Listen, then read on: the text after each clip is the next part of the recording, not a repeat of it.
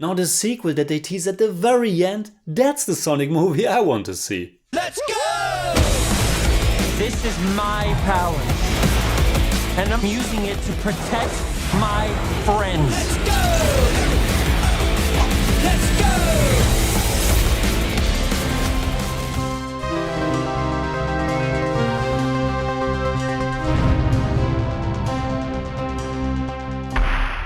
Servus Freunde, my name is Jimmy Cage and thank goodness director Jeff Fowler and the team at Paramount went back to the drawing board after the first trailer and redid the Sonic design for this movie.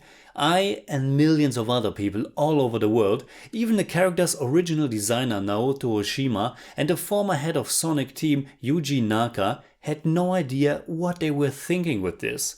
But while it was the most obvious misstep, I was equally concerned about the idea to use Coolio's Gangsta's Paradise as their music choice and the fact that this is another example of these beloved animated character get thrown into our real world kind of stories.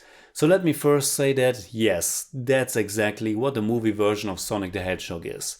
In a very short introduction scene, we are being introduced to the iconic blue hedgehog when he is still a little child, and when he's also still in his natural habitat, a magical world full of endless tracks with loops and sharp turns as far as the eye can see. But he has to literally run away from evil and escape to another planet, and that planet is of course Earth. To the little town of Green Hills, which is of course a nod to the Green Hill Zone, the very first level of the first Sonic the Hedgehog game, which was released in 1991. There he is safe, at least at first, but also super lonely, until he accidentally makes some mess, which calls forth Jim Carrey's Dr. Robotnik, an evil mastermind who prefers to be alone, because he's so intelligent that everyone else is just a nuisance to him and completely subpar to his army of drones and robots. But Sonic also stumbles into the arms of the local cop Tom, played by James Marsden, someone he had been watching for quite some time, without Tom's knowledge of course. Of course, they befriend each other and there you have your basic story with all of its super familiar themes. Now you can say that the 1993 Super Mario Bros. Adaptation is a complete mess, and I probably wouldn't argue with you, but at least it was something really weird and edgy. Sonic the Hedgehog plays it very safe. Don't expect any surprises or deviations from its familiar template. This is a kids movie and I would say it's a fine kids movie. But it's definitely a kids movie. Very unmotivated fart joke included. If you're just looking for something diverting with some mild action set pieces and a few good laughs, you can't go completely wrong with it. To be fair, the movie really did make me laugh quite a few times. Jim Carrey seems to relive his 90s comedy roles and at least half of it lands. Some things are really more annoying than funny, for example his very first introduction, the one from the trailer, but some other jokes are quite unexpected and work.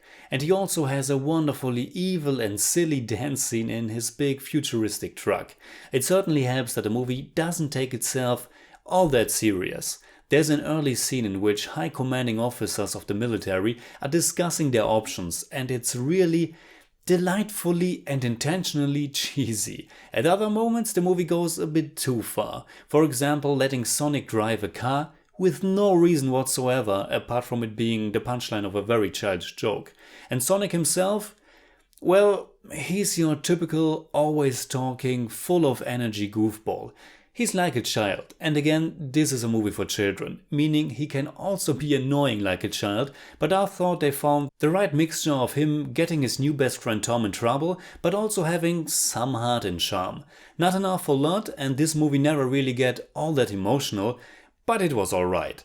I myself really don't have much attachment to the character and I have to admit that I never played any Sonic games as a child. I'm also not really familiar with his current status in pop culture and if children really care that much for him. If his older fanbase is satisfied with this kind of movie, I don't really know. It's totally okay, not a train wreck but also not special in any way. And again, this wasn't a joke, the sequel they tease at the very end actually makes me looking forward to it because they seem to wanna go crazier.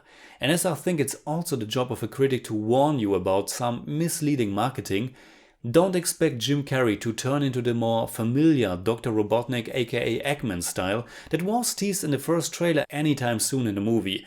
better not expect him to look like this at all, until the very end. So, in German I'd say, Sonic the Hedgehog hat es nun auch auf die große Leinwand geschafft und es hätte wirklich schlimmer werden können. Der Film richtet sich ganz klar an jüngere Zuschauer und bewegt sich in extrem vertrauten Mustern, hat aber dennoch den ein oder anderen guten Witz auf Lager und mag durchaus seicht zu unterhalten. I give Sonic the Hedgehog 6 out of 10. It's more like 5.7, but I don't do that. So, you're supposed to be Tom's best friend that he won't shut up about. Well, I don't see the appeal. That is very gross. Let's go! Alright, that's it like always. Comment below and let me know what you think about Sonic the Hedgehog.